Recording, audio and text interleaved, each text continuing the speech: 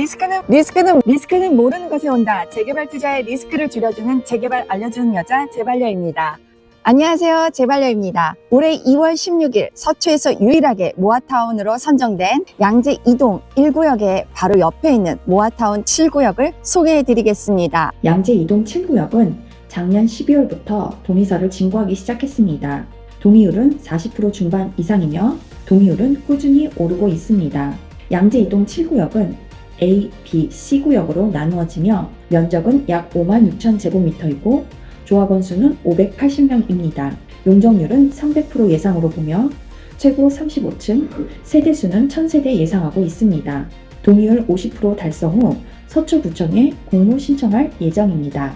양재 2동 7구역의 추진위원장님을 모시고 이야기 나눠보겠습니다. 반갑습니다, 위원장님. 네, 반갑습니다. 네, 위원장님 소개 부탁드립니다. 안녕하세요. 저는 양재 7구역 추진위원장을 맡고 있는 윤경식이라고 합니다. 사진을 보니까 자녀분들이 있으시더라고요. 네. 직장도 다니시고 육아도 보셔야 하시고 바쁘실 텐데 어떻게 추진위원장님을 맡게 되셨는지 궁금합니다. 저희가 양재 7구역 여기 소유자분들이 모여있는 단톡방이 있습니다. 그 단톡방에 모임을 이렇게 나갔는데 저희도 모아타운을 추진해야 되지 않겠냐 그런 의견이 거기서 나왔어요. 저희 지도 보시면 알겠지만 저희 구역 양옆으로 다 모아타운을 추진하고 있었거든요. 저희도 추진하자는 이야기가 나왔고 한 3번 정도 모임을 가지면서 어떻게 진행할지에 대해서 회의를 했는데 추진위원장을 선정을 못했었습니다. 어떤 분이 결국은 해주시기로 했는데 제가 이제 많이 도와드리기로 하고 결정이 됐는데 제가 여러 가지 알아보기 위해서 구청도 다녀보고 정비업체 같은 데서 하는 세미나도 가보고 무료 컨설팅 하는 데도 찾아가보고 이렇게 했더니 추진위원장이 아니면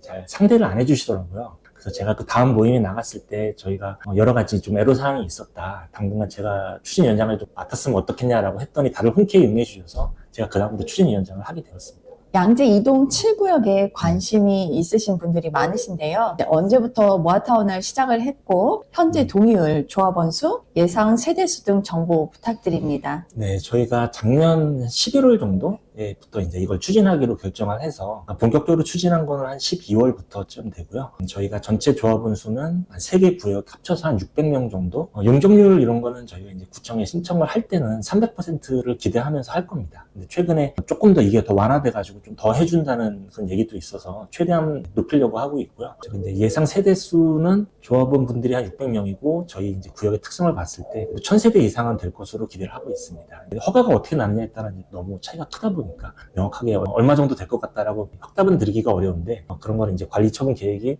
나오면 이제 정해지는 거고 저희는 최대한 많이 받을 수 있도록 그렇게 노력을 하고 있습니다. 조합원 수 600명이고 예상 용적률은 300% 했을 때 1000세대 정도. 몇 가지 궁금한 게 있는데요. 어느 부분에 대로변이 빠지는 부분이 있다고 들었는데 어떤 상황인지 알려주실 수 있으실까요? 네, 저희 구역 보면 예를 들면 어떤 구역의 경우에는 건물들과 빌라가 혼재되어 있는 블락이 있어요. 그런 경우에는 그 빌라만 이렇게 도려내서 하는 게 좀 어렵다 보니까 다 이제 들어가게 되는데 393번지 같은 경우에는 한 블럭이 전체가 다 건물만 있는 그런 블럭이 있습니다. 물론 그분들도 이게 참여를 해주셔서 더 예쁜 모양으로 넓은 면적으로 했으면 좋겠기는 한데 현실적으로 동의를 받는 게 쉽지 않다 보니까 저희가 현재 계획상으로는 393번지만 도려내는 쪽으로 일단 추진을 하고 있습니다. 그분들 참여할 수 있게 이제 노력을 많이 하겠지만 잘 될지 잘 모르겠네요. 7구역에는 천주교와 구룡사 종교시설 두 곳이 있더라고요. 종교시설이 있어서 모아타운이 되게 힘들 거라고 하는 부정적으로 보시는 소수의 분들이 계시는데 이 부분 위원장님은 어떻게 생각하시고 앞으로 풀어나갈 예정이신지요? 몇몇 분들이 왜 재개발로 가지 않고 이 강남 땅에 모아타운으로 하려고 하느냐 이런 말씀을 하시는 분들이 있는데 가장 대표적인 이유는 저희 구역 같은 경우에 이 종교시설 때문입니다.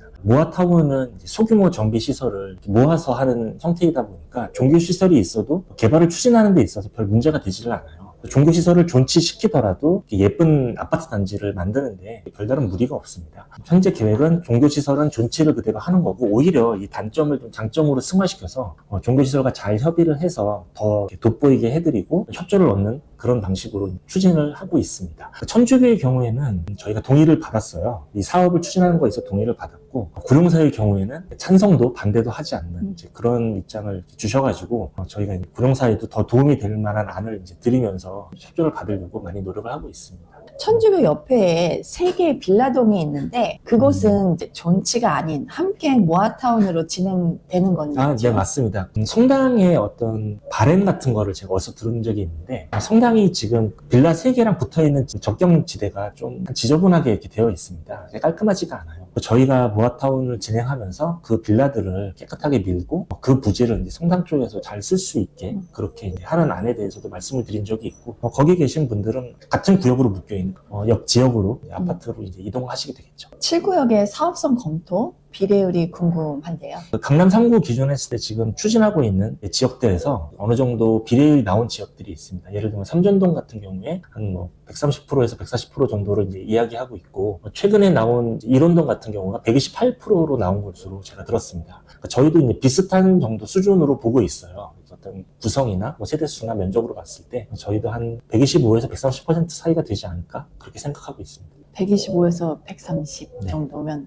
비례율이 상당히 높은 건데. 근데 그 비례율이라는 거를 조절할 수 있는 거 아니냐 이렇게 말씀하시는 분들도 있는데, 그냥 냉정하게 딱 했을 때, 그러니까 주변구역도 그렇게 나왔으니까 그 정도는 나올 것으로 그렇게 생각을 하고 있습니다. 사업성은 나쁘지 않을 것으로 보입니다. 예, 그래요. 비례율이 높게 나올수록 사업성은 좋아지는 거니까요. 네. 7구역에 장점이 있으실까요? 이것도 아까 종교타운 말씀하실 때랑 비슷하게 단점을 장점으로 이렇게 해보려고 하는 것 중에 하나인데요. 저희 양재 이동 지도를 보면 저희 7구역이 가장 사이즈도 작고 가장 구석 쪽에 있습니다. 여기서도 좀 거리가 멀죠. 그렇다 보니까 상가가 활성화가 좀 덜 돼 있습니다. 그러니까 다른 지역은 밤에 가면 불도 환하게 켜져 있고 사람들도 웅성웅성한데 저희 구역 쪽에 오면 조용하거든요. 그런 부분이 이제 개발이 있어서는 훨씬 장점이 될 수 있다라고 생각을 하고 있고요. 구역이 작고 대상 인원수가 적은 것도 사업 추진에 있어서는 훨씬 장점이라고 생각이 됩니다. 그리고 사업 이제 실현 가능성에 대해서 저희는 좀 기대를 하고 있는 부분이, 저희 옆쪽에 있는 양재 1구역이 조건부 선정이 됐습니다. 선정이 돼서 진행 중인데 그 조건이 하나가 붙어 있어요. 그게 저희 논현로에서부터 1구역까지 들어가는 아파트 진출입로를 좀 만들어라라는 게 조건이 붙었는데요. 논현로에서부터 1구역까지 들어오는 그 도로를 만들려면 저희 구역을 지나갈 수밖에 없게 돼 있습니다. 이런 부분에 대해서 서울시가 아마 알고 있을 거라고 저희는 판단을 하고 있고요. 그렇다 보니까 저희가 구역민들 간에, 주민 간의 갈등 부분만 없다면 다른 이유로 인해서 선정이 안 되는 이유는 없을 거라고 생각하고 있습니다. 노년로 진입로 그리고 활성화된 근생이 많이 없어서 실현되기 좋은 조건 잘 알겠습니다.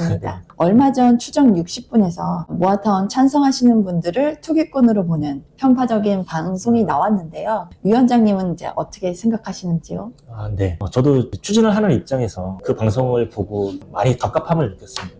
너무 편향된 시선으로 반대의 의견만을 이제 일방적으로 보여주는 방송이었다 보니까 많이 안타까움이 느꼈고, 특히 이제 추진 세력들, 그러니까 추진을 하고 있는 그 주축들을 투기 세력으로 몰고 있는 그런 부분에 대해서 저도 이제 추진을 하고 있는 입장에서 많이 좀 갑갑하고 안타까움을 많이 느꼈습니다. 방송에서 예로 든 게 삼전동 하단의 모아타운 추진위원장님을 이제 약간 투기 세력으로 이렇게 많이 몰고 가시는 걸 봤는데요. 그분의 이제 개인적인 유튜브로 본인의 말씀을 또 하셨어요. 해명도 하셨고, 저도 이제 그걸 봤는데 많이 좀 울컥하더라고요. 예를 들면 이렇습니다. 저희도 추진을 해보니까 아는데, 열심히 추진을 하시고 활동하시는 분들은 주변에서 많이 찾습니다. 그분들의 의견을 들으려고도 하고 도움을 받으려는 구역이 많아요. 그래서 그분이 많이 돌아다니면서 참여를 하셨던 것 같은데, 본인의 이익을 위해서 그렇게 한 게 아닌데, 그분이 거기에 집이 있었던 것도 아니고 또 대가를 받은 것도 아닌데, 이분이 마치 전체 구역들을 이렇게 아우르면서 어떤 세력처럼 투기를 하는 그런 인물로 비춰진 거에 대해서 많이 안타깝고, 저도 그 입장을 많이 공감하는 입장에서 문제의 방송이었다고 생각이 됩니다.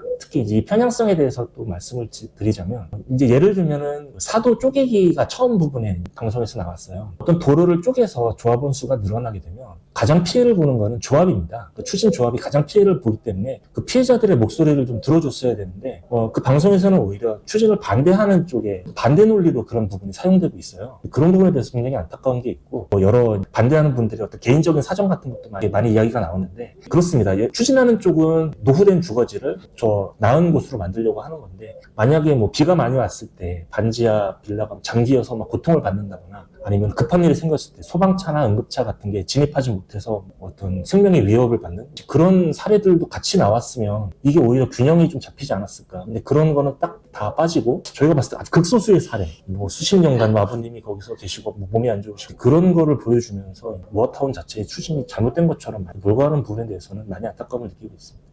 규전적인 방송이 아닌 이제 편파적인 네. 방송으로 나와서 저도 좀 보고 좀 놀라웠는데요. 잘 알겠습니다. 마지막으로 7구역 소유자분들께 드리고 싶은 말 한 말씀 해주실까요? 방금 방송 이야기도 했지만 거기서 주로 반대하시는 분들이 주장하는 게 어떤 추진 세력이 투기 세력이다. 외지인만 배불린다. 추진 세력을 나쁘게 말하는 그런 게 있습니다. 근데 저희 구역 같은 경우에는 저도 그냥 일반 직장인이고 제가 뭐 이쪽 업계 관계자가 아닙니다. 저희가 뭐 정비업체의 도움을 받고 있거나 어떤 뭐 나중에 갚아야 되는 어떤 빚 같은 거를 지고 있는 것도 없고요. 소유주분들의 어떤 소중한 후원금으로만 운영이 되고 있고 저희가 그렇다 보니까 뭐 별다른 사무소도 따로 갖고 있지 않고 이렇게 나중에 혹시 이 사업에 무슨 어떤 문제가 있더라도 저희가 갚아야 되는 빚이 있다거나 문제가 될 소지가 없게 차근차근 진행을 하고 있습니다. 그러다 보니까 속도가 좀 늦어져서 답답함을 토로하시는 분들이 계세요. 저희가 전문가들의 도움을 받지 않고 돈을 좀 쓰지 않고 진행을 하려다 보니까 속도가 좀 느린 부분이 있는데 그런 부분에 대해서는 좀 죄송한 말씀 드리고 열심히 하도록 하겠습니다. 많은 응원 부탁드립니다. 네, 이렇게 귀한 시간 내주셔서 진심으로 감사드리고 7구역 좋은 결과 있기를 제발려도 함께 응원하겠습니다. 위원장님 감사합니다. 네, 감사합니다. 네, 감사합니다.